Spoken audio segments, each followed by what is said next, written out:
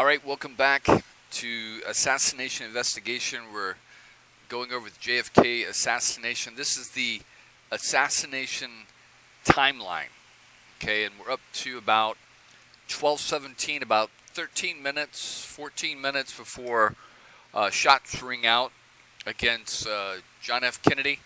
And basically, we've gotten to this point by going across the different testimonies and figuring out the times and putting in an order where everybody was at. And what we have is basically almost all the employees have gone downstairs. Most have gone out front to watch the president come by. He was expected to come by about 12:15, but he's about 15 minutes late. Oswald is last seen about 11:55 up on the 6th floor, and he tells them to send the elevator back up or something like that. And then he's next seen either right before this, a little bit after this, around this time, on the 2nd floor, drinking a Coke. And you remember, within 90 seconds after the assassination, so about 12:32, 12:33, an officer runs into him, either coming in or going out of the 2nd floor lunchroom, exactly where the lady said she had seen him drinking a Coke. So basically that, to me, excludes Oswald from being up on the 6th floor firing that weapon. The only problem I have, though, is whoever was up on that 6th floor firing that weapon, because people definitely saw people up there, people definitely heard gunshots coming from there. Where the hell did they go? Whether it's Oswald or whoever, how did they get down without the officer or anyone else seeing them? So, I don't know. Anyway, so we're going to get into this. This is really an interesting section here on the timeline where this Jerry Belknap, a 23-year-old man, has an epileptic seizure about 12:17. Now, they make a lot about this in the JFK movie as a distraction, but saying that it happened right there in front of the Texas School Book Depository, but we're going to go over the address here in a second. And I wanted to say one thing about this channel is, like, I first started off, I never thought about doing YouTube videos at all, and then I found out about this QAnon thing, and I was trying to confirm or figure out who really was QAnon, and I started doing all these series of videos. I probably did 150 videos exposing who QAnon was. And basically I came to the conclusion that it was a Russian disinformation app that was being run through Russian intelligence, and they were paying this guy, Code Monkey, and his father to post this on their this disinformation on their board. Okay, they first started off on 4chan. They got some followers, and then they moved that over to their board, 8chan, 8Q, whatever it became. And basically, it was pretty simple. If you look at it, the information was coming from the Russian intelligence. You could even see by some of the wording. These two guys, I'm not going to name their names, but these two guys were posting it on their board, or allowing it to be posted, and then they started kind of chiming in themselves and making comments and taking over, making their own posts too. And I proved this by the watches.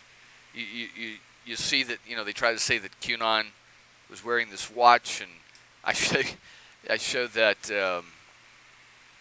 the watch belonged to the owner of the board, and he was very much into watches and pins and all this stuff. And I even went to the store in Manila where he was buying the watches and confirmed that that particular watch that he was posting as QAnon, supposed to be this insider in the White House, was actually this guy named, his name was Jim.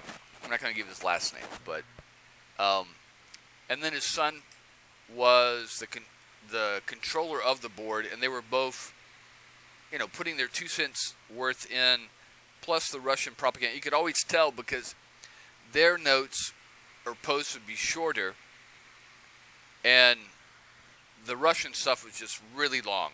Okay, and almost all the photos were from the Philippines, China, where this guy had gone to computer school in Shanghai, China. He married a Chinese national. He was now living in Japan. His father was in Manila. And I basically go through all the photos and show you that, and also his father had an apartment outside of Sacramento, between Sacramento and San Francisco. And I show you where all the photos basically are right where they're living. They're either in China, they're either overflying Japan, they're either in Manila, or they're near Sacramento, near the Bay Area. So I spent about, probably about a year or so on that. And basically, pushed it back on the Russians. It was a Russian disinformation campaign to undermine the United States government, to support Trump. And when you see that operation ends and Trump gets thrown out of office, that's when you see Putin go and invade Ukraine. And so I did that for about a year and a half, and then I got into, I think I took it about as far as I could.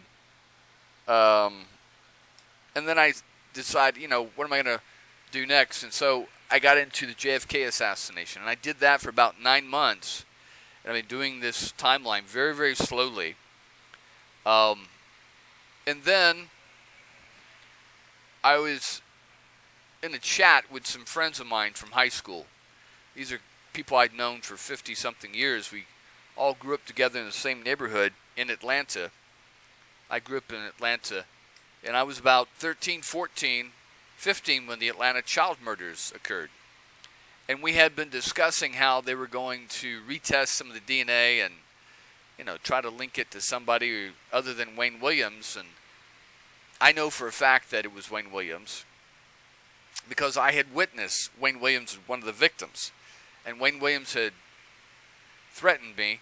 I was working at a Dipper Den ice cream store at Stewart Lakewood Shopping Center, right in the heart of where all the kids are disappearing. I didn't know that at the time. I didn't know who he was at the time.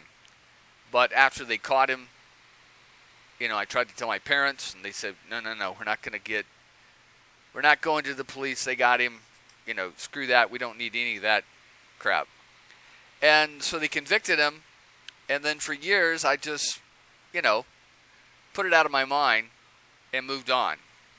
But when the thing came up that the Mayor of Atlanta was going to retest some of the DNA that was found on the victims and try to find out if there was other people involved, I decided to get involved and find out what happened. Because all I know is I ran into this guy, and he was very intimidating. And I saw this kid. I didn't know that the kid was going to be killed. I didn't know that the kid was going to be one of the victims. I didn't know that this guy was the killer. I'm 14 years old. But I knew something wasn't right. And so I started doing a series of videos, and I've been working on that for almost a year and a half now, and just blowing it away, finding new evidence and links. And it's just, I won't get too much into it, but it's just very interesting, the connections between myself, my family, and the Atlanta child murders and Wayne Williams. And basically, everywhere I went, I was running into Wayne Williams. So my mom worked as a security guard at Omni International Hotel on the weekends, and that's where most of the kids are going, to the arcade there. I was playing in that, they called it the Gold Mine, but sometimes I think the name was the Galaxy 5 arcade. And I was playing in that same arcade while my mom was making her rounds in the Omni International. And then during the week, my mom had worked a job. First, she started off at a rental car agency at the airport. Then she was working at the headquarters up in Buckhead. And come to find out, right around the corner from where she was working was a studio, a music studio that Wayne Williams would meet the kids and audition them. And he was screening them that way. And, you know, I go into the reasons why he was doing that. But then I've spent the last year and a half just going over the evidence, the FBI documents, like, you know, what we're going to do here. It's hard to get police reports, any kind of documents, any news stories, anything, videos. I've gone through and found numerous news videos from this other website from the Atlanta child murders, and I put them all in a timeline exactly like I'm doing here, and it all makes sense.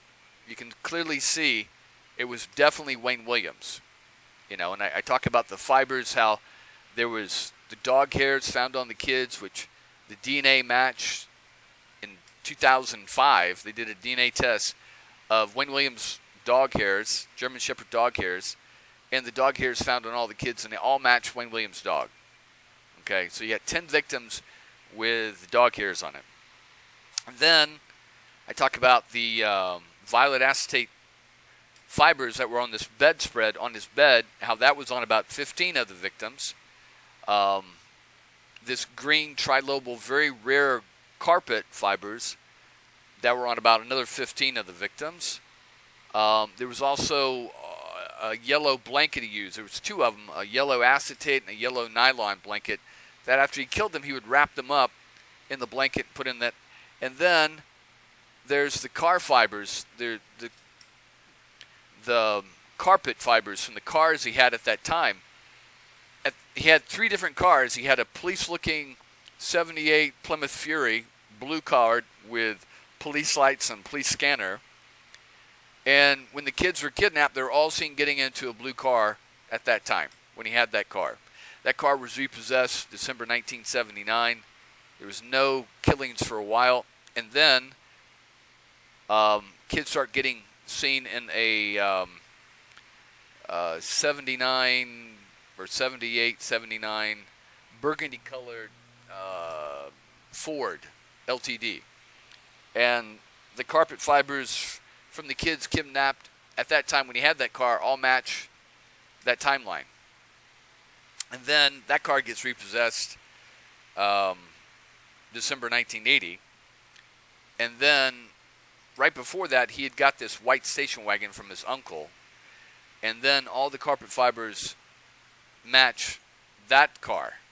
So I've gone over all this information. It's just like a slam dunk that he did it. But again, if you poll the African American community in Georgia, you're going to find out that about 60-70% believe Wayne Williams is innocent and was framed, okay? Which is, I've basically proven that's not correct. So we got the same thing here with Wayne Williams. Excuse me, with Lee Oswald. I'm doing the same type of evidence. We're going over reports. There's not a lot of forensics that we have, but I got a lot of testimony. And so we're in Dealey Plaza. We're slowly going through all the different documents and testimonies. Like I said, you'll have people that were in Dealey Plaza, okay, and they saw stuff, and they never talked to anybody official. Then you have people that see stuff, and they go and they talk to the police.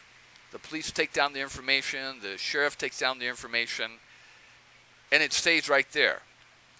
It doesn't go anywhere. Then the FBI comes around, and because either they've been notified by the police, and they go around, they interview people, and then you get their interviews from the FBI. Then you have the Warren Commission. They take these FBI reports, and it doesn't mean they got all the FBI reports, okay, because the FBI can hold back stuff. And especially if the FBI wants it to look like it's just Lee Oswald. They can just withhold any kind of report from anyone that doesn't agree with that. It was just Lee Oswald. And then the Warren Commission, they're doing selective cherry picking on reports also. They're reading, their legal team is reading through, and then they're only calling people that basically prove that Wayne Williams killed the president. Okay? So if you got someone that said, hey, there was a shot from the grassy knoll over here by the railroad bridge, they're not going to call that person, okay? Because that's not the conclusion that they want to get, okay? So they stack it and then they pack it like that. And then they also did this thing where they're changing testimony. You'll hear them say in these testimonies here, okay, so thank you for coming, and we're going to have the transcriptionist type this up, and it may take a day or two. And you can get a copy of that. You can go back and reread it and then sign it, or you can just sign right here saying you agree to whatever we type up. And that's how they got people not to verify their reports, and they were able to go in and change things or eliminate statements, eliminate questions, eliminate things. Very, very good way of doing that. So people, they got to work. They don't want to hang around Washington for a day or two waiting to sign a stupid report. So, no, it's okay. And then they fly back to Dallas, and then the Warren Commission either eliminates questions, eliminates statements, or they modify or change statements. Okay?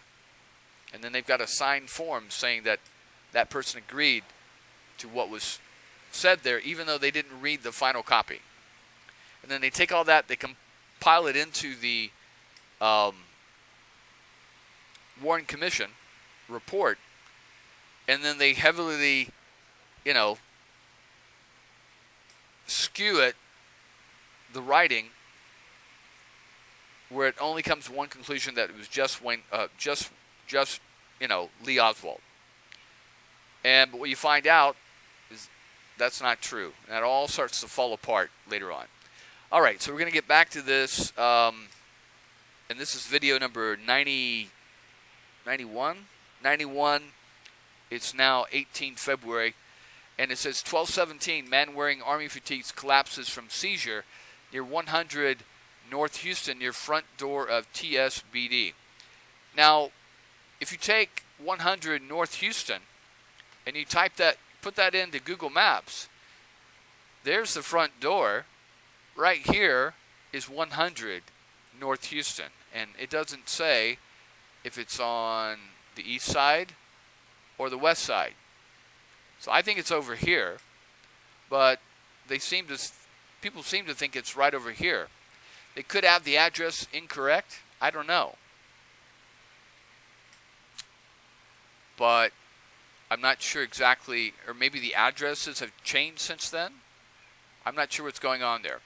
So we're going to go back and read this from and I want to give credit to all these people that have done yeoman's work on all these documents here. So this is the JFK Archives blog spot, and we're going to take a look and read about Jerry Belknap.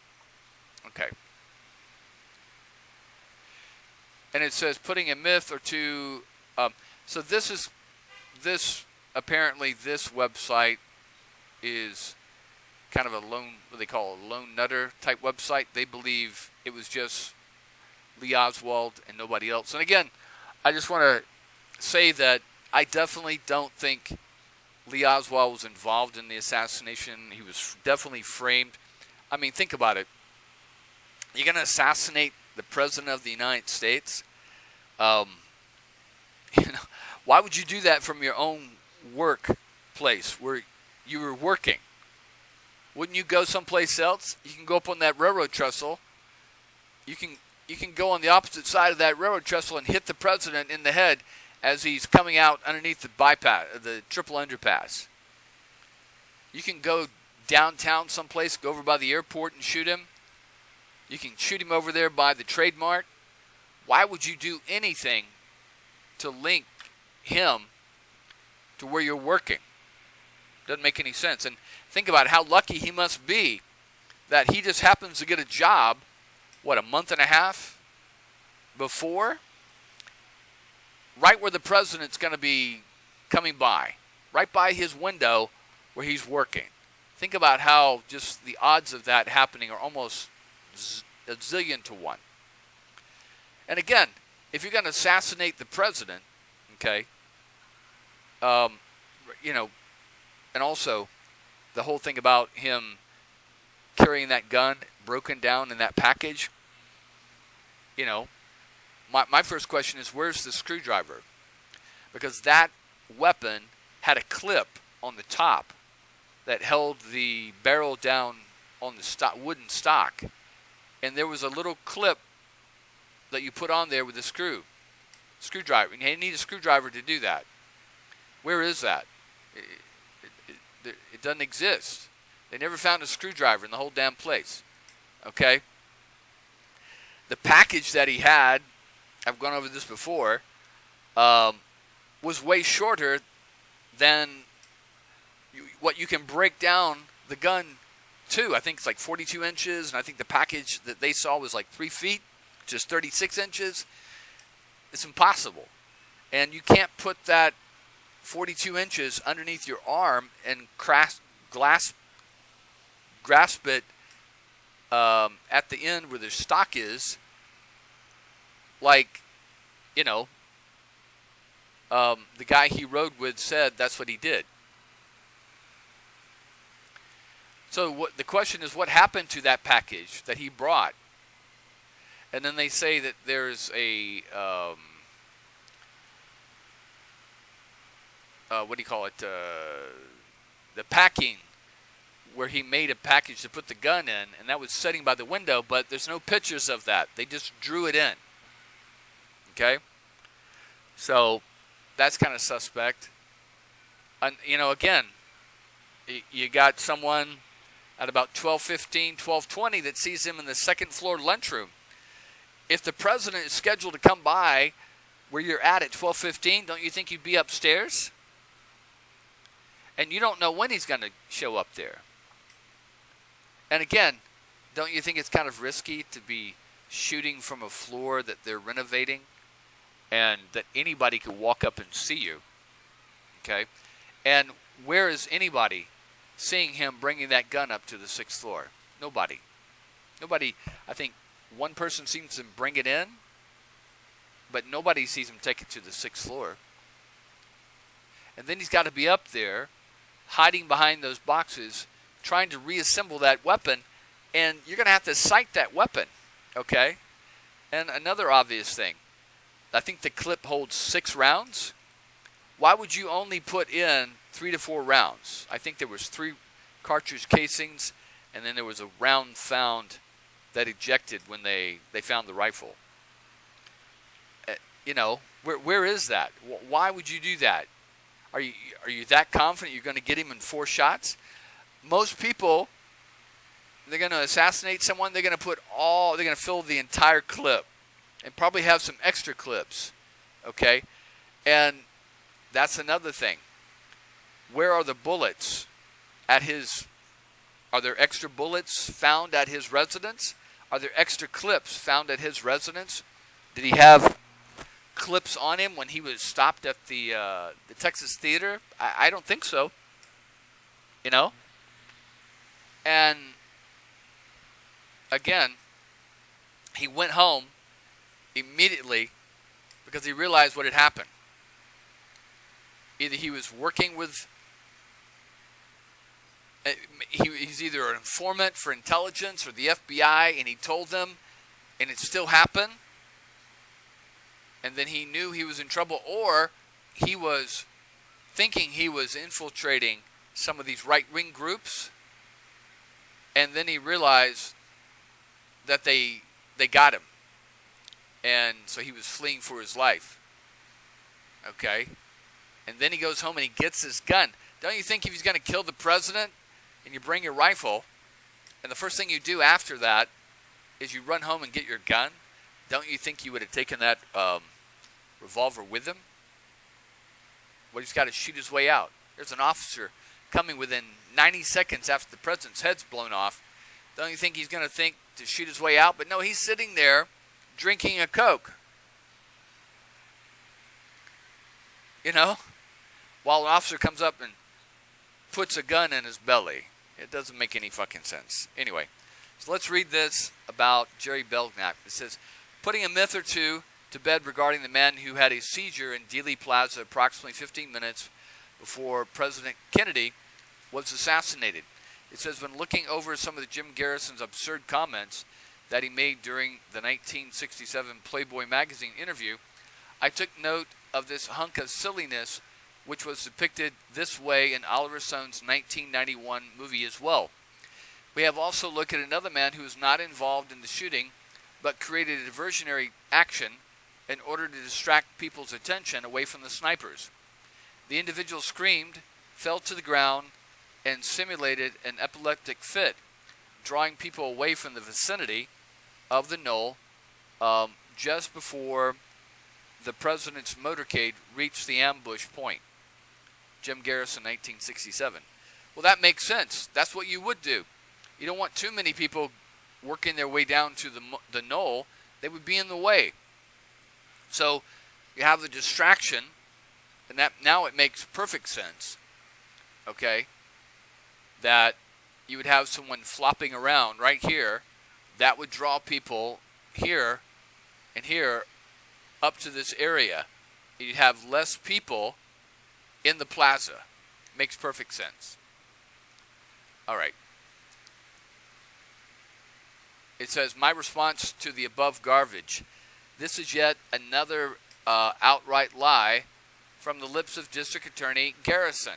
The man who had the so-called simulated epileptic fit was fully identified by the FBI on May 26, 1964. His name was Jerry Belknap, a 23-year-old man who had regularly suffered from fainting spells after being hit by a car several years ago. Well, whether it's an epileptic fit or fainting spell, what's the difference? Okay? Are you getting on to him about the syntax, the vocabulary he's using? All right. Contrary to popular belief, Belknap's fainting spells were probably not related to any form of epilepsy. In his book, Case Closed, Gerald Posner prints some incorrect info about Belknap, which is quite odd, since Posner relied exclusively on CD 1245 for his information concerning this matter. Posner's only source of Belknap matter is CD 1245 at any rate. Didn't Posner get caught for, what was he doing? Stealing, he was, what's that called when you steal other people's work? He was stealing other people's work and claiming it as his own. Posner tells his readers that Belknap was an epileptic who suffered seizures since childhood. But that statement does not appear to be true at all, according to what Belknap himself said about his fainting spells during the FBI interview on June 8, 1964. Now let me tell you something also, folks. In 1964, people with disabilities, like people who have epileptic fits, were discriminated against, weren't as sympathized as they were today. Okay? So if you got a guy that's been exposed, he's probably worrying about getting fired from a job. Oh my God, if they find out I have epileptic seizures, they may fire me from this warehouse job where I drive a tractor or I drive a forklift or whatever. And if he goes to another job interview, they're going to say, no, son, I'm sorry. We can't risk it with our insurance to have you here because you may have an epileptic seizure and drop something on one of the employees. It's going to make my rates go up, all this kinds of stuff. So he could just be downplaying his health so not to, sacrifice his, future employment opportunities. Page 8 of the commission document 1245 also indicates that Belknap paid his $12.50 ambulance bill on December 2nd, 1963. Would a conspirator have bothered to come forward and pay that ambulance bill? And would a conspirator have given his real name, running the risk of possibly being exposed? Well, there are people, I'll put it to you this way. If you're young like that, someone may come up to you and say, hey, we need you, we'll give you $50 if you'll have one of your epileptic seizures in this area because we want to do whatever. And it could be some kind of security matter. They could say, hey, we want to get the crowds away from this area, so if you have an epileptic seizure, that'll bring more people and you'll be doing your country a favor. It can be worded something like that. Okay? Very simple. Would a conspirator have bothered to come forward? Yeah. And, of course, he's going to pay his ambulance bill. As a footnote to the Belknap story, there's a quote from Vincent Bugliosi. The conspiracy community is convinced that the man's epileptic seizure was feigned and only done to distract police and bystanders while assassins moved into position prior to Kennedy's arrival in Dealey Plaza. But how could someone have a seizure on the west side of Houston Street, have possibly distracted people in the vicinity of the grassy knoll way down Elm? I mean, those people you don't want to distract, right? And he's right about that, but like I said, it could just be people they're thinning out as much of the people on the south side of Elm because they know that people are going to be firing in that direction, okay? And I'll give you an example. If you look at the video of the Trump assassination or Trump assassination attempt, something really strange happens, okay? There's a video of someone sitting in the stands to the back left of Trump. And right just a few seconds, 10, 15 seconds before the assassination, there are security people that come up and clear people in the line of fire right to the back left of where Trump was at. And that's where the shots would have been coming, right past Trump's ear and hitting the ground right there by the stands. And they clear those people, and as soon as they clear them and the agents move back, that's when the firing starts right there. I'm not saying that there was a conspiracy involved to assassinate Trump, involving Secret Service agents, but I do find that quite interesting. Who knows? Who knows what was going on? But how would someone okay, in any event, the man was 23 years old, Jerry Boyd Belknap, who was working part-time in the mailroom at the Dallas Morning News at the time of the assassination. He came to the Dealey Plaza to watch the motorcade. Belknap said he was struck by a car several years ago, suffering a head injury that required him to take medication 3 times a day to avoid fainting spells, saying he did not believe the spells were any type of epilepsy. Well, let's just think about that for a second.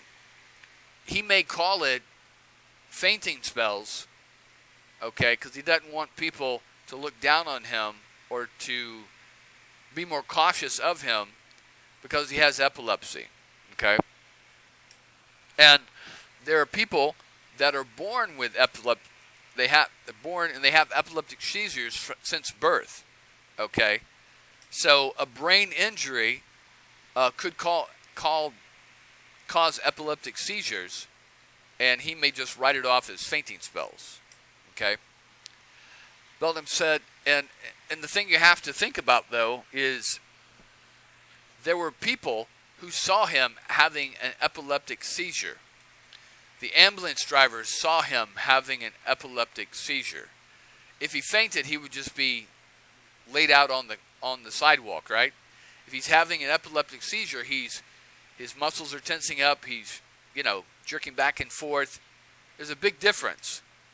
And when you see Aubrey Wright, we listen to the testimony of Aubrey Wright, he says that the guy was having an epileptic seizure. So, again, it could just be that Belknap was embarrassed about his epileptic seizures that he would have and said, no, they were just fainting spells. Belknap said that shortly after the ambulance attendants carried him on a stretcher to Parkland Hospital, President Kennedy was brought into the hospital, and he said there was much confusion and little attention was paid to him, but he did get a glass of water from a nurse, took his medication, and when he felt much better, walked out of the hospital without ever registering as a patient and returned to work. So, again, you have to ask something here. Why would you be taking medication for a fainting spell? Most people are not going to be taking medication for a fainting spell, okay? Anyway, it says Belknap said he didn't know Oswald, but had seen Jack Ruby on one or two occasions, though he never spoke to him. Yeah, because wasn't Ruby supposed to be up in the Dallas Morning News that morning when Kennedy got shot? Wasn't that supposedly where he was at? The ambulance driver, Aubrey Wright, said he was dispatched to go to 100 North Houston. Ah, see, there's a big difference right there. North Houston. Oh, no, that is North Houston. At 12:19, and that by the time he and his partners arrived at Houston Street, Belknap on the ground was conscious and had a slight facial laceration. He confirmed Belknap's story about Kennedy arriving at Parkland shortly after they did, and there was a lot of confusion, and during this confusion, the patient brought to the hospital walked off. Interview Aubrey Wright with Manly Foot, Washington. For interviews, employees of the ambulance company knew the call 12:50. His ambulance built on December 2nd. With 44 years to investigate Belknap, I'm waiting for conspiracy researchers to connect him with the plot to kill JFK. Maybe they haven't had enough time yet to get to the bottom of it. Well, let's take a look at something. Here's Aubrey Wright. Okay, I think I get to him later. Hold on one second. Here's an interview with Aubrey Wright. Let's see what he has to say. Oh, hour and 54 minutes. Wow. Assisted by Stephen Fagan. And the interview we're doing today is part of the Oral History Project for the 6th Floor Museum at Dealey Plaza. And Mr. Wright, we'll begin by letting you give us your full name, date, and place of birth. And it might be appropriate for you to spell your name since it's been misspelled in some of the books that appeared over the years. My name is Aubrey Wright, R-I-K-E. First name A-U-B-R-E-Y. Okay. And I was born in 12/18/37 in Dallas. All right, so about right here is where he talks about picking up Belknap. And it looked like, a pretty good stack of call sheets, what we call call sheets. And Well, over the years I worked at the Times Herald, we'd get like almost daily bomb threats over the telephone or bogus tips on stories and stuff like that. That's part of the business of the news. After we picked this man up across the street here on Houston, like I say, he had a little bump on his head and he was kind of incoherent. And so I decided to go ahead and run code 3 to Parkland. And one of the bad parts about it, when we passed right by the World Trade, or the Trade Center there, on Industrial, I made a remark to Peanuts. Dennis McGuire was a writer, and we called him Peanuts.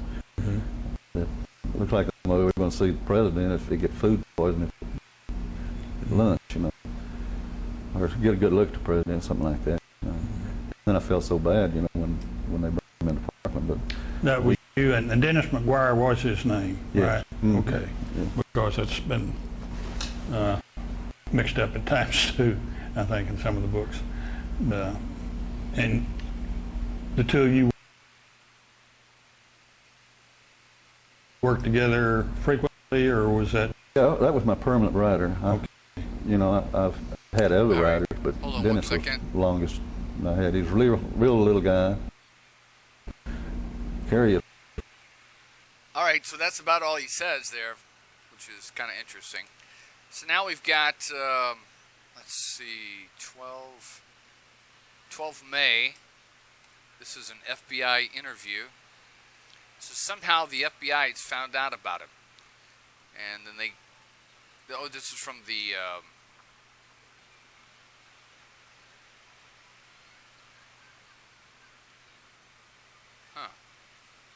okay, I think I have the wrong document in here. Hold on one second. Oh, no, it's right. It says at 10:15 p.m.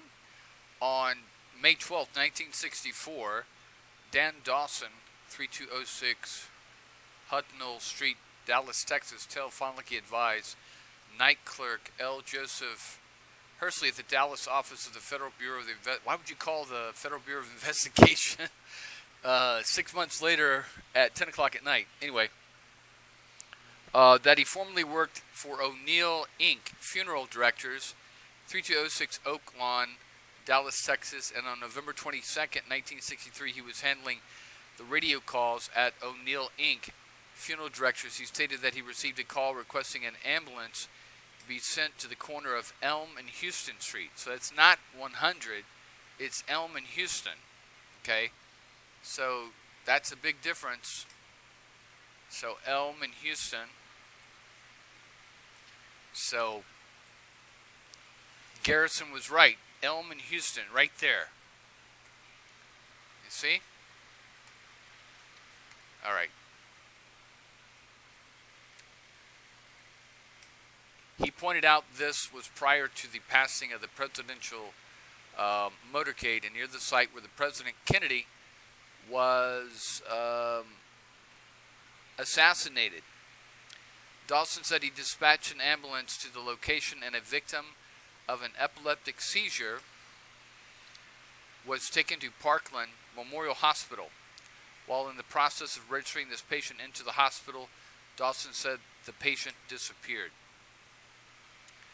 Dawson advised he did not know the man's name of the person picked up by the ambulance, but stated that the ambulance driver, Aubrey Lee Wright, might have information regarding this. Dawson stated he was furnishing this information to the Federal Bureau of Investigation since he felt it possible that the incident may have been planned to distract attention from the shooting that was to follow. See, even that guy figures it out. All right, let's see. Okay, here's Aubrey Wright. Advised he was formerly employed as an ambulance driver at O'Neill Incorporated Funeral Directors, and Wright stated that he is presently employed as a salesman of the Tyson Bread Company. Reich advised he was born 18 December 1937. Reich advised on November 22nd, 1963, he was employed by O'Neill Incorporated Funeral Directors, and that at 12:19 on that, his ambulance, Dennis McGuire, was dispatched in ambulance number, oh, okay, that's what's going on. It's getting cut off over here. 606 to pick up an injured person at, see, they got 100 North Houston. So there's the confusion right there. So if you think about it, okay, this is the 100 block. So this whole block from here to here is the 100 block of North Houston. This is the first block north of Maine right there. So it's not there, it's right here. But it's in that 100 block right there. So that makes sense. All right.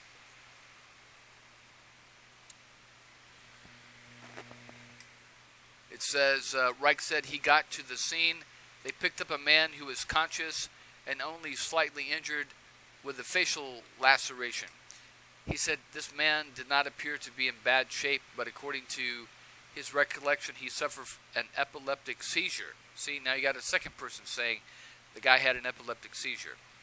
Reich advised that he took this man to Parkland Hospital, and within moments after arriving, President Kennedy was brought to Parkland Hospital. Reich stated that there was much confusion at the hospital. During this confusion, the patient had just brought to the hospital walked off. Reich stated he does not recall the man's name, but it should be in the records at O'Neill Incorporated Federal Funeral Directors. So they waited, what, from May to July to interview Reich? Wow. Reich stated that he was advised by a Secret Service agent at the Parkland Hospital that this ambulance was not to be moved because they might need it to move the president to another location. Reich stated he cleared the hospital at 3 p.m. and returned to O'Neill Incorporated Funeral Directors.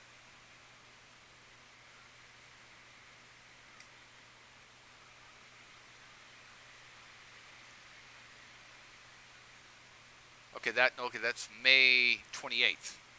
So that's going to be like 2 weeks later. It says Jimmy Lee McIntyre, assistant to the manager of O'Neill Incorporated Funeral Directors, at 12:19 received a call.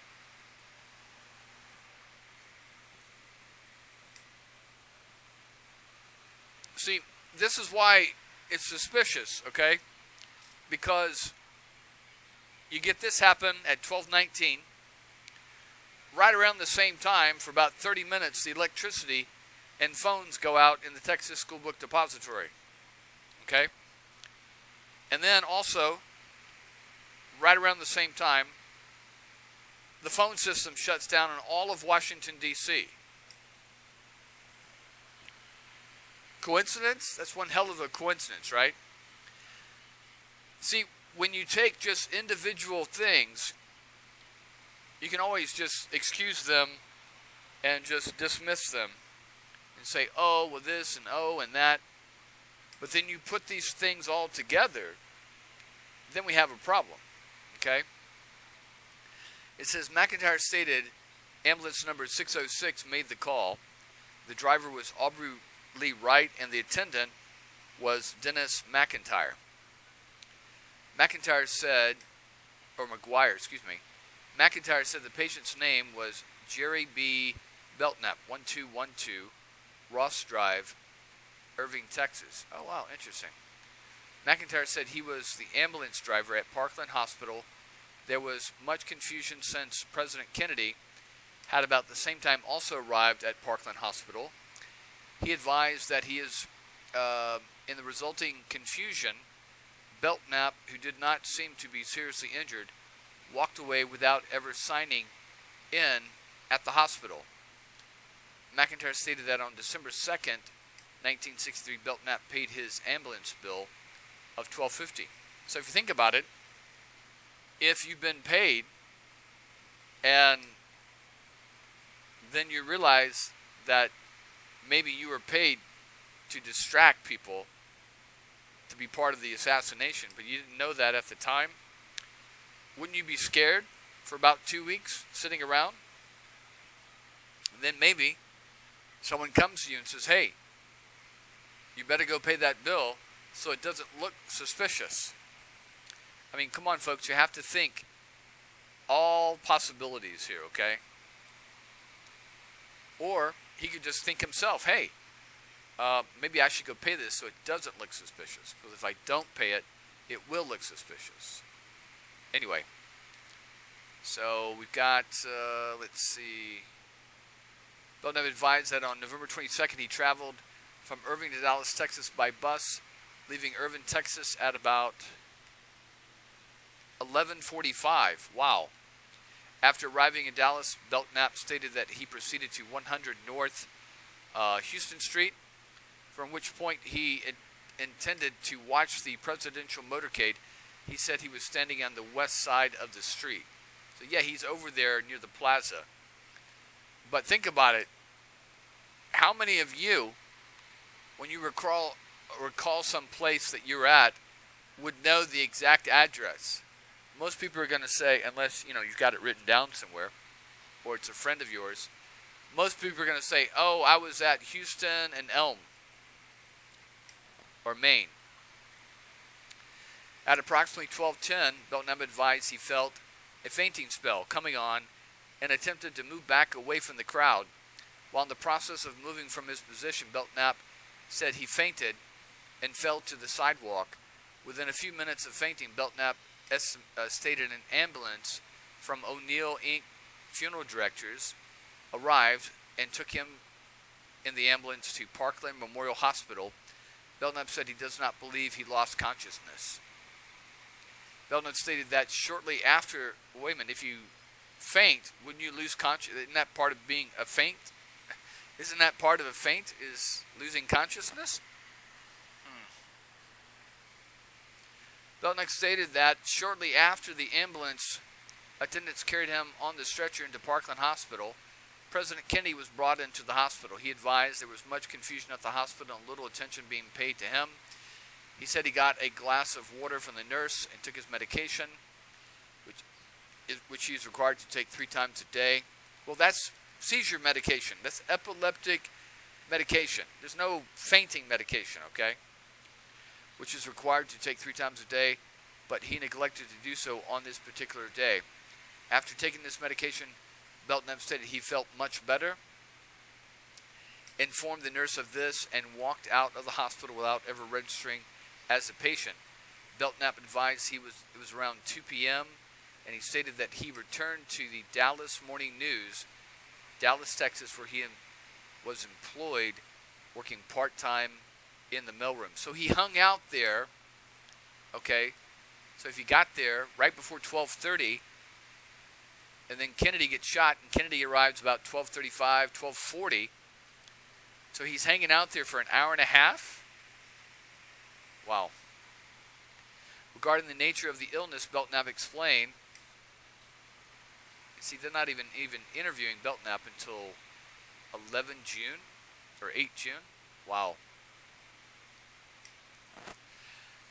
That several years ago, he was struck by a car and suffered a head injury. Well, that would cause an epileptic seizure. He stated that since that time he had fainting spells and was required to take medication 3 times daily to prevent this. He stated that he does not believe his fainting spells are any type of epilepsy. Well, they need to talk to his doctor. Belknap stated that he was at 100 North Houston Street awaiting the presidential motorcade. He did not observe anything in the Texas School Book Depository building, which was just north of where he was standing, that would arouse his suspicion. He said he left his location before the presidential motorcade arrived. All right, hold on one second. So Belknap stated that, okay, did not observe anything. Okay. Belknap advised that he did not know, nor was he had any contact with Lee Harvey Oswald or Jack Ruby. He said he has seen Ruby on 1 or 2 occasions, but has never met him or spoken to him. Belknap stated that he had no information which would assist in the investigation of the assassination of the President of the United States. Of course, it could just be a coincidence, right? I'm open to that possibility. All right. Okay. So we got that. And the next one here, I think we just read this FBI report. But let's just make sure. Hold on one second.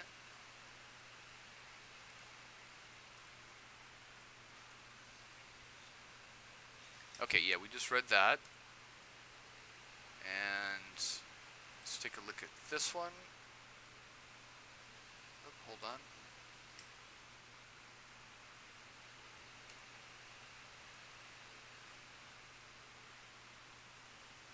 Alright, so we read that one.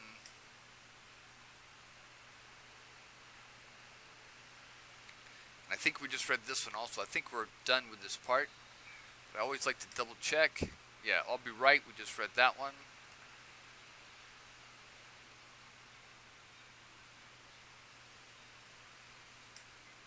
Okay, here's another one from September 28th, 1964.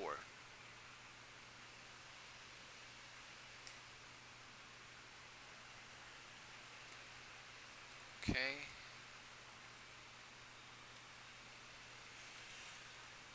Okay. This is the McIntyre one. Okay, and then we've got a YouTube video.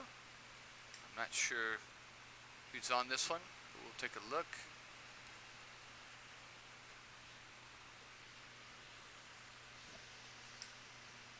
Now let's all be right again. Let's see what he says. Something there every day.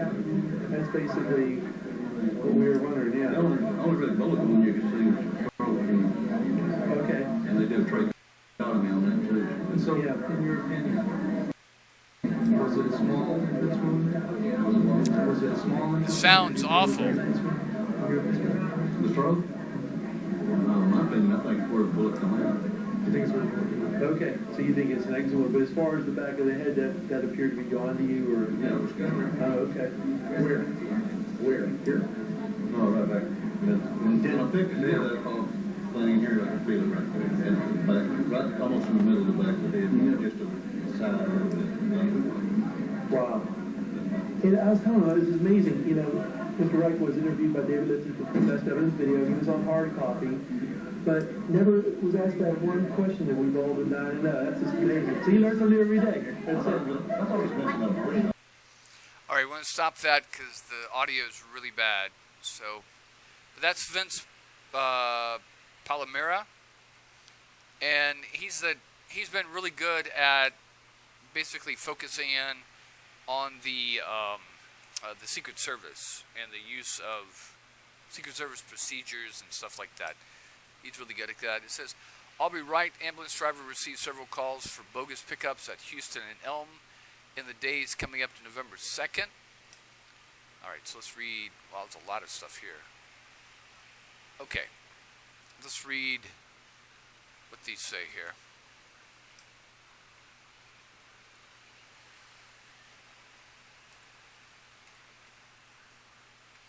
Now, I don't have everything in the timeline. It's almost impossible to get everything.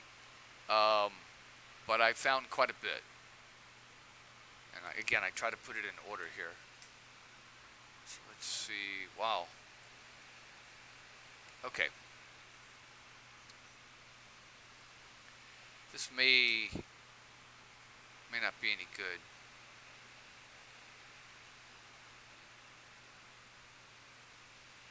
Okay, they're going to talk to him about a lot of stuff here.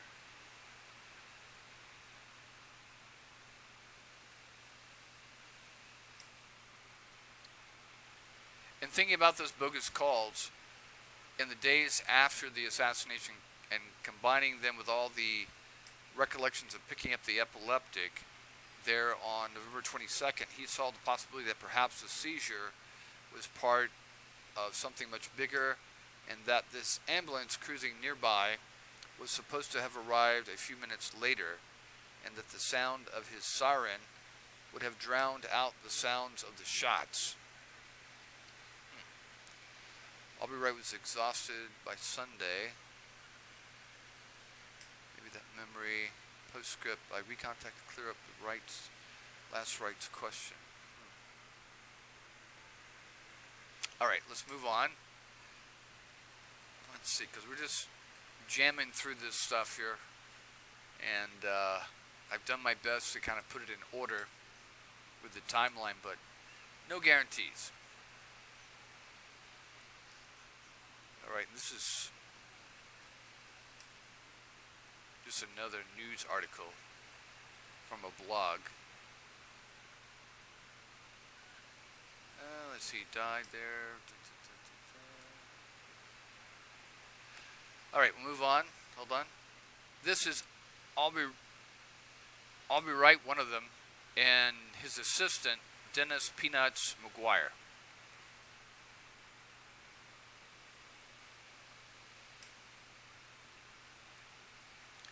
If it's going to play, hold on a second. Aubrey, what brought you to Parkland Hospital in the first place? We picked up a patient on North Houston there, an epileptic, and took him to Parkland. We was waiting for the patient to be signed in at the time everything took place here. What happened? Well, first of all, these two men come running in. One of them had a large, what appeared to be a machine gun, and they was hollering for stretchers and cots and everything, and to me it appeared that there was some lunacy or something, and then immediately after that, the Vice President of the United States came in. He was very pale. Some Secret Service men was walking him in at the time. And did the President come in? Yes. And then what did they... And, you know, to me, that right there, hopefully they've changed that, tells you that somebody knows something is up, at least in my mind, because I would think that if you had the president just got shot, you wouldn't bring the vice president to the same location. Even if the vice president got injured, you take him to a separate, different hospital. Okay? Which, of course, Johnson wasn't injured or anything like that. So the reason why is because, you know, you could have assassins in Dealey Plaza, but then they know logically where the president's going to go if he's shot or injured, and they could be there at Parkland waiting to finish him off. And then if you've got the vice president winning, they've decapitated the government. Okay, now you've got what the Speaker of the House is going to be the President of the United States. So just basic security would say, no, we're not going to have the vice president come into the hospital because somebody could put a fucking bomb in the hospital. There could be snipers all around. There could be, janitors with guns waiting to finish off the president because they don't know what's going on. Okay? So, again, that's something that tells me that somebody knows that it was just going to be after Kennedy and there was no security threat to Johnson because, you got Johnson. Anybody can fake being shocked. If you're a good actor, okay, and then what they got Johnson saying, him making a quote saying, the missiles, when are the missiles coming? Well, if the president just got shot and the missiles are coming, you got until 1 o'clock before they hit, right? That's 1:30. Or they could be already on their way. It could be 5 minutes. So why would the vice president be waiting around to carry back the body of the president? You'd get the president back to Air Force 1 or 2, get him in the air, well, Johnson, the new president, get him in the air immediately, waiting for the missiles to strike, okay? The reason they don't do that, the reason he waits around for a judge to come and give him the oath of office, which wasn't required, okay, is that he knows there's no Russian missiles coming. He knows that no one's going to be gunning for him. He knows. That's the only conclusion you can come to. Okay? Now, did Johnson plan the assassination? I don't think so. Was he a participant in the assassination? Probably not. Did he benefit and know that he was going to benefit from it and then try to cover it up later? Most likely, yeah. So what happened, I think, like I said, they're rogue, like I've always said, they're rogue right-wing elements in the government, okay? In the military, in the intelligence establishment, in the FBI, the CIA, the Secret Service. And they're not everybody. You can be a conservative Republican, very right-wing, like Goldwater, but not be part of the plot. It's only a small group of people, okay? I mean, I just read,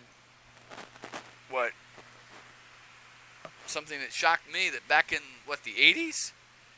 There was a guy in the CIA, the head of the Korean CIA, that assassinated the fucking prime minister, okay?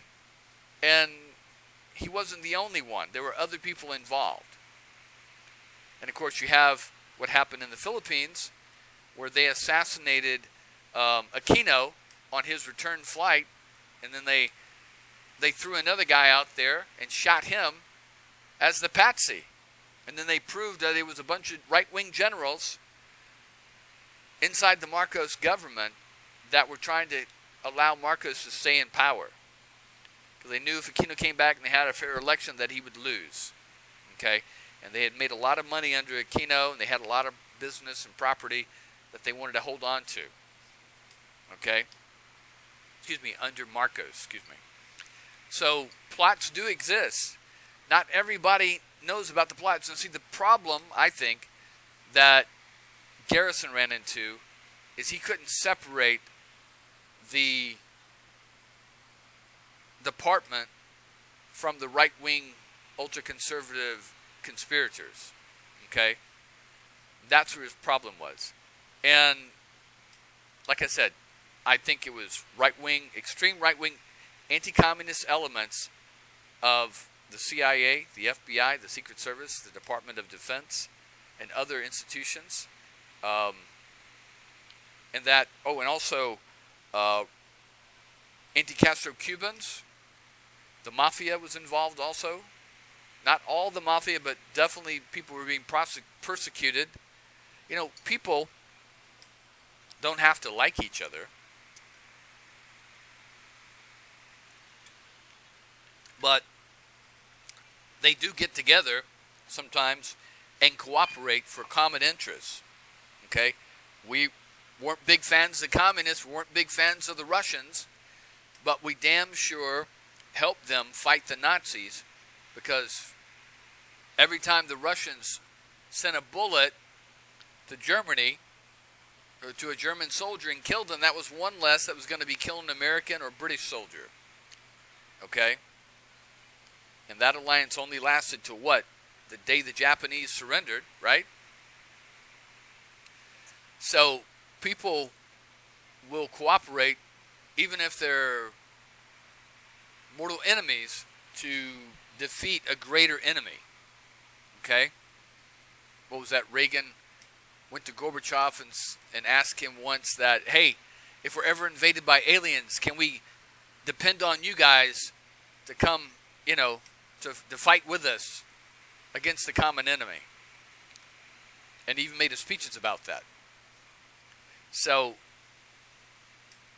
that's what I think happened. The mafia, certain elements of the mafia were involved, certain right-wing groups, certain Nazis. You see there's definitely right-wing religious group people involved with this guy that's, running around with Oswald down in Mexico. So all these people, not everybody knows everything. They all have their little things they're doing. There's maybe a few people at the top that are directing people below them, and then there are people below them that are carrying out acts that will further the assassination and cover it up, that don't know about the assassination, are not part of the assassination. They're just following orders. Okay? And then, so if all that happens, how do you keep it quiet? You got that many people involved. Well, later on, the FBI, the Secret Service, the CIA are conducting internal investigations, and they realize what had happened. Their institutions were used to assassinate the President of the United States, and they want to survive. They don't want to be destroyed. So they participate in the cover-up, out of self-survival. They made the majority of them, 90% of them, may not have gone along with the plot, but now they're helping to actively cover it up and delay any kind of investigation to point at them, because they don't want their pensions destroyed, their jobs destroyed. I mean, shit. The head of the CIA just got fired, Alan Dulles, by Kennedy after the Bay of Pigs. So they don't know what's going to happen. A lot of them don't even know that Johnson may be aware of what's going on. And of course, Johnson, there's all kinds of things about that, because Johnson could be an active participant and cover up, covering it up. Also, he could participate in the planning of it and cover it up, or he could just know about it and, look, you're going to benefit from this. Just go along. We'll give you everything you want. But just, your part is to help cover it up and block any other investigations. And that's exactly what he does with the Warren Commission.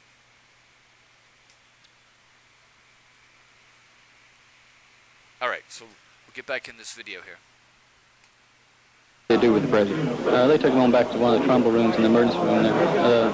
Before the president come in, the governor, they brought him in first. What happened after this? Well, then the president come in and moved behind him, and after he come in, his wife was behind him, and they took them both of them, back to the trumble room parking there. Can you give us any of the intimate details? You mean after they brought him in? Yes.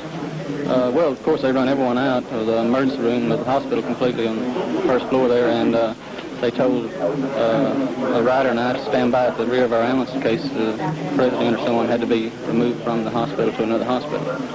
And we stood by there until later on they come out and told us that we would have to help remove the remains into a casket. Dennis, what happened to the hearse? We were standing by there. One of the Secret Service men come up and told us that we would have to help putting the president into the casket and getting him to the airport. And at that time, right after he had told us that, Mr. O'Neill came up in our 64 Cadillac hearse, and we unloaded and took the casket into where the president was. And before we put the president in his casket, the president's wife took her wedding band. It looked to be like her wedding band off of her finger and put it on the president's and kissed his hand. And then he left, and we took him out and put him into the hearse. And one of the Secret Service men, about 2 or 3 of them got into the hearse and just drove off and left Mr. O'Neill and the rest of us just standing there. Wow. Didn't even pay him for the hearse? Hopefully they paid him later. But, okay. All right, so we got that part. All right, so I'm not exactly sure what this is, but it looks like some audio. So let's play it and see what it does.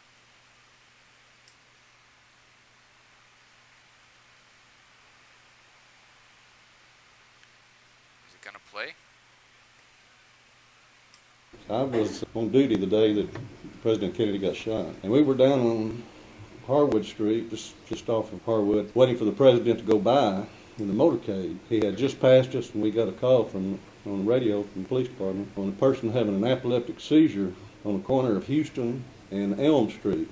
Now, Houston Street is right across the street from the Dallas County Jail, and if y'all had been down to the Assassination site, it would be right in front of that pond at Dealey Plaza, that little pond that was directly across the street from the Dallas County Jail at the time. We got to the location, and there was a man had on camouflage clothes. He was laying on the sidewalk, and all he had was a little cherry scrape on his forehead, but he wouldn't give us any information. And this was approximately 10 minutes before the president was due to make his passage. So, why would you be wearing camouflage clothes if you're going to go see the president? I guess it's your day off. That's kind of weird. Isn't that weird? Camouflage clothes? It's through that area. So we picked him up and took him to Parkland because he had the head injury. We went on ahead and run code 3, which is red lights to siren. And we was at Parkland Hospital getting the man rushed in when people come rushing in screaming and hollering. They wanted gurneys, and it was Secret Service, and they had shotguns. They had, first time I ever seen a green shotgun, by the way. And they had rifles. This Secret Service man told us to get that man off that gurney. He needed it.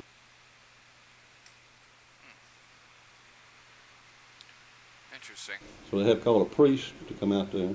Meantime, the casket had arrived, and we had it in position to put him in the casket. So we was going to pick him up and put him in the casket. And I put my hand underneath his head. The way the ambulance drivers work, or the ambulance people work, is one man takes the head and goes to the waist, and the next guy puts his hand next to him in the waist and keeps his legs out, and you roll the patient up, and turn around, put him in the casket or on a cot or something like that, and keep him, injuring your back. Well, when I pulled him up like this, blood started running off my shirt. So I told Pence, just put him back down. We put him down, and his head was still draining. So I asked Miss Nelson if we could get one of the rubber sheets they use for, we call it a bedwetting sheet, but they put them under patients that are bleeding real bad where they have to move them. They can move them off those sheets real easy. And we rolled the sheet up, kind of made a little dam-like thing, and put it in a casket to keep from, running a line in the casket. A very expensive casket. And it's the most expensive we had at the funeral home at the time. Anyway, we picked him up and put him in the casket, and so we had to wait for the priest to get there to do the last rites. So we started out the door with the casket from trauma room number 2. When we started out, the state law says anybody that's killed in the state of Texas, you have to have an autopsy performed in the state. Well, the state thought they was going to do an autopsy, And the federal government said, no, we're taking him to Washington. So we pulled the casket out a little bit.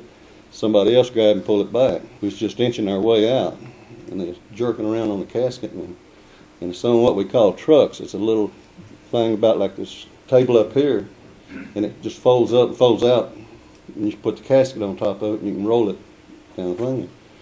Well, Mr. Kennedy was kind of walking to the left-hand side, or the right-hand side of the casket, and had her hand on the casket.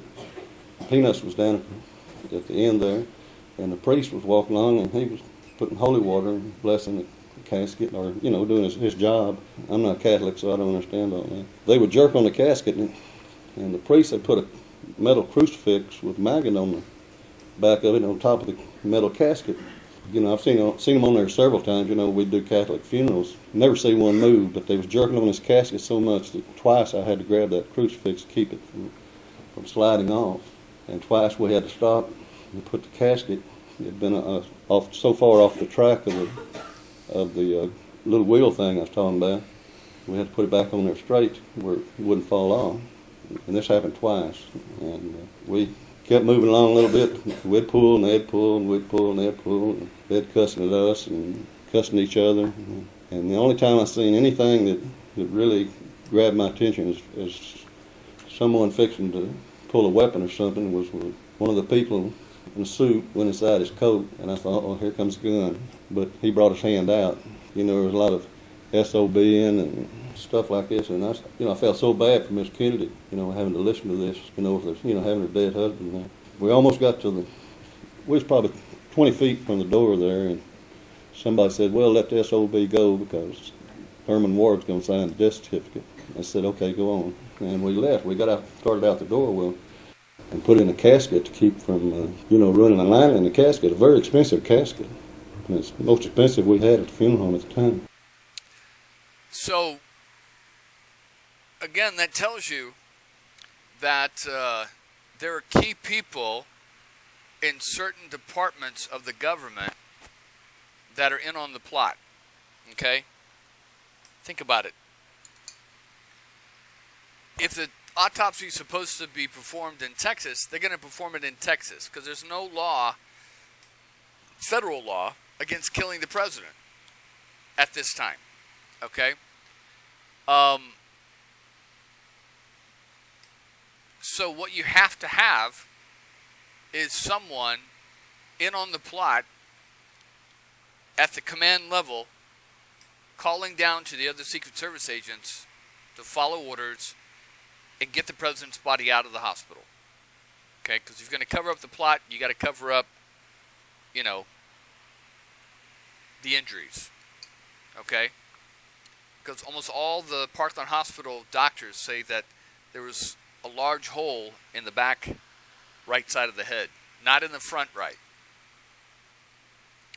So you got to control that. So there has to be someone inside the Secret Service that, Vincent Palomero does a really good job on this one, that called off the regular security procedures. There was always two guys on the right, two guys on the left on the running boards. The motorcycles were always a lot closer in blocking. But all that's called off. And, of course, the bubble top's taken off. All that's taken off. All that's called off. And, they try to blame Kennedy saying, oh, he wanted people to see Jackie and see himself. And they try to put the blame on the dead guy. Okay? And it doesn't matter what the dead guy wants. They're gonna tell the president, look, you can't do this, you can't do that. It's too much of a security risk. You're in a hostile territory. You're in an open car. We need to put this security, standardized security that we do on anybody, and that they didn't. Vincent Palomero shows that in every city, even in South America and Europe, they had this ring of security. The bubble top, the police motorcycle escorts, the security guard, the Secret Service guards on each side of the limo. In every place, okay, I mean, Kennedy was booed, what, in Mexico City or South America or something like that? People were throwing shit. So, but Dallas was the only place where all that security was pulled off and pulled back. And again, that requires someone at the top level, either on the ground or back in Washington, calling the shots and pulling that off. And whether they're, I don't know, part of the plot or being told to pull that off, I don't know. But that's definitely one thing right there. So you got the security being pulled back and off, and then you've got the body being skirted out of Dallas. And then once they get back, they were gonna take it to Walter Reed, but then somehow it ends up going to Bethesda because I guess Kennedy was in the Navy or something. It's a Navy hospital, and so there has to be someone giving orders at the hospital with the autopsy. Okay? So at various different levels, you only need one or two people. Okay? I mean, you think about where you work at and all the decisions that are made. Now, your manager may come up to you and say, hey, we're doing whatever this way. But he's been told that by his boss. And everything goes all the way up to whoever is in charge and, paying the bills. So it only requires just one person at the top in key areas on each department, okay, to be part of the assassination plot.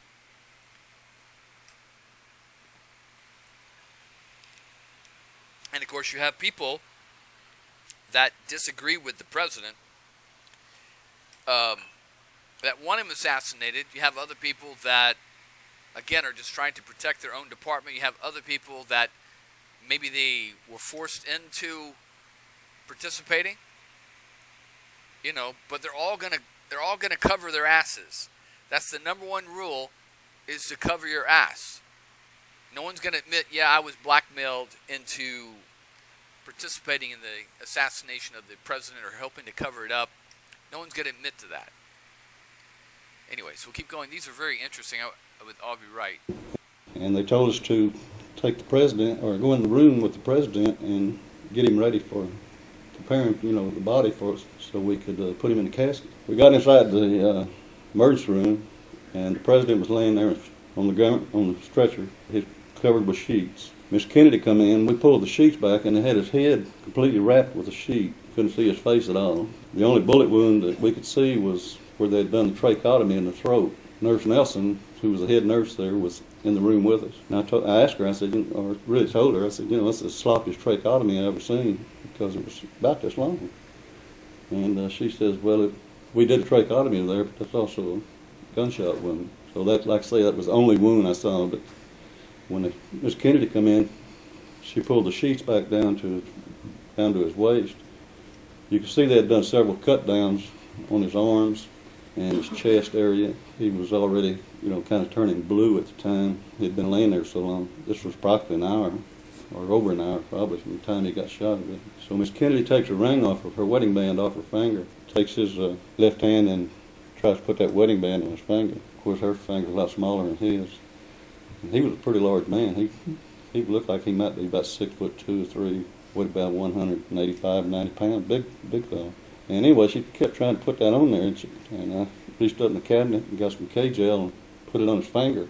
And she got it up a little bit further, and she found out that's as far as it goes, And then she reached down and kissed his finger, his hand, and that ring. And boy, that like tore us up in there. You really fighting back too. So you'll hear people, the apologists for the Warren Commission, say that the president had a back injury and that he was wearing his back brace that day, and that's why when he got shot, it looked like he bounced backwards because of the bounciness of the springs in the back brace. But you'll hear no one, and I've listened to interviews of the nurse who was with the president's body from the time it got out of the limo to the time it got to this point right here, after they declared him dead. And no one ever mentions there's a back brace on the president and being taken off. Not one. And you're not hearing it from Aubrey Wright either. Hear about that time. But she never cried the whole time she was there. When Miss Kennedy come in, she pulled the sheets back down to his waist. You could see they had done several cut downs on his arms and his chest area. He was already, kind of turning blue at the time. He had been laying there so long. This was practically an hour, or over an hour probably, from the time he got shot. So Miss Kennedy takes her ring off, her wedding band off her finger, takes his left hand and tries to put that wedding band on his finger. Of course, her finger was a lot smaller than his. And he was a pretty large man. He looked like he might be about 6'2" or 3", weighed about 185, 90 pounds, big fellow. And anyway, she kept trying to put that on there, and I reached up in the cabinet and got some K-gel and put it on his finger. And she got it up a little bit further, and she found out that's as far as it goes, And then she reached down and kissed his finger, his hand, and that ring. And boy, that like tore us up in there. You really fighting about tears about that time. But she never cried the whole time she was there. Never saw a tear one. Meantime, the casket had arrived, and we had it in position to put him in the casket. So was going to pick him up and put him in the casket. And I put my hand underneath his head. The way the ambulance drivers work, or the ambulance people work, is one man takes the head and goes to the waist, and the next guy puts his hand next to him in the waist and keeps his legs out, and you roll the patient up, and turn around, put him in the casket or on a cot or something like that, and keep him, injuring your back. Well, when I pulled him up like this, blood started running off my shirt. So I told Pence to put him back down. We put him down, and his head was still draining. So I asked Miss Nelson if we could get one of the rubber sheets they use for, we call it a bedwetting sheet, but they put them under patients that are bleeding real bad where they have to move them. They can move them off those sheets real easy. And we rolled the sheet up, kind of made a little dam-like thing, and put it in a casket to keep from, running a line in the casket. A very expensive casket. And it's the most expensive we had at the funeral home at the time.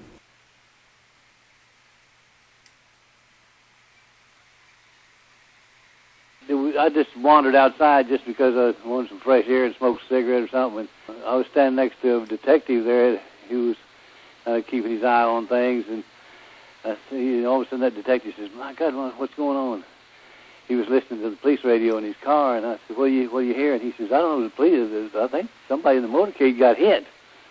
And I said, "What with it, an egg or a rock or something?" I could hear these sirens coming down the Stemmons Expressway.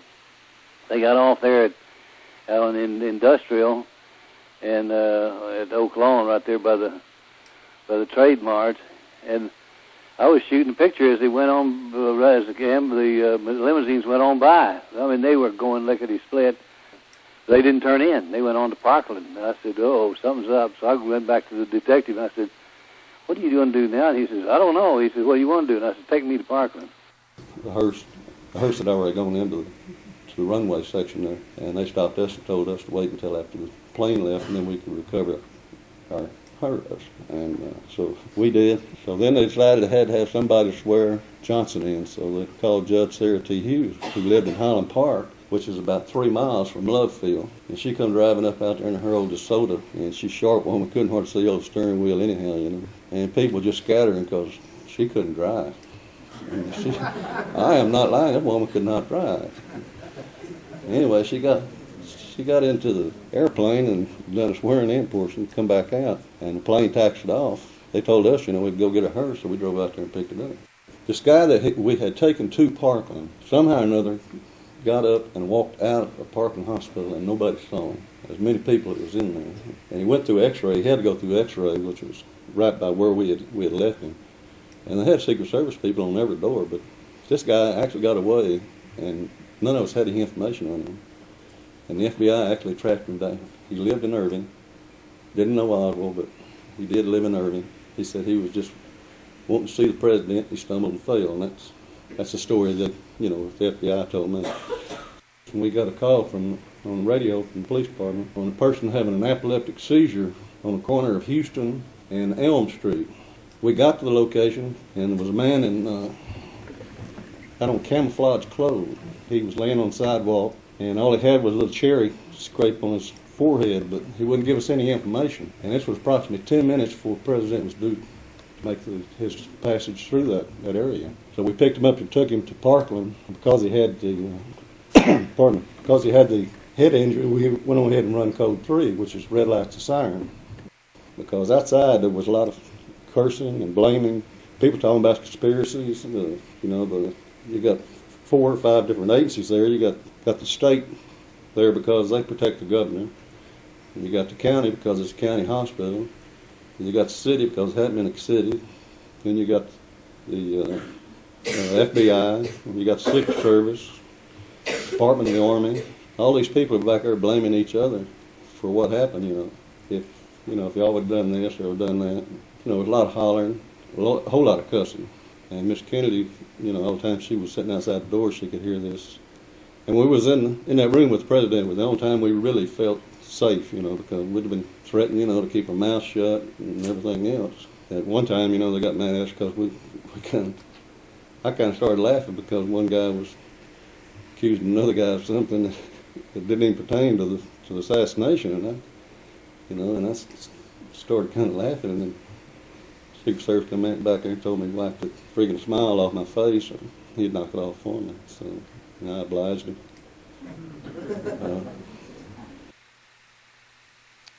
Well, that's it on Aubrey Wright and Belknap there so far. I think I've got a few more things here, but we've reached our end here. So what I'm going to do is just stop here. We'll pick it up again later on. And again, like I said, I probably can't find every interview or every paper, but I'm trying to put it in some kind of logical order here. Like those audio files, they kind of go back and forth and not exactly in order either. But yeah, we'll just keep pushing forward and, see where we get. All right, thanks for listening, and I'm going to do one of these probably about every week now. I've really cut down. I was doing quite a lot of other videos and YouTube channels, but I've cut it down to basically, let's see, 1, 2, 3, 4, 5, 6, 7, 8. I got about 8 channels here I'm working on. It's mostly stuff about Israel and archaeology and the Atlanta child murders. But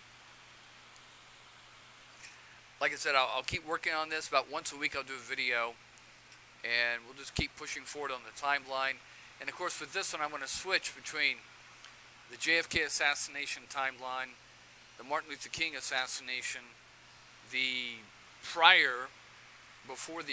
pre-assassination info about Oswald, and then the RFK assassination, because I think they're all related.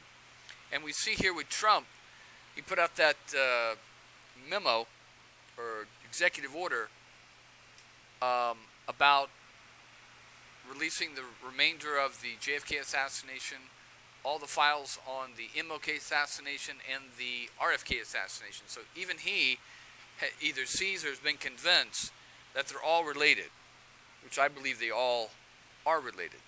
Okay? All right, so we'll keep going, and like I said, I'll do one of these about every week or so. All right, take care.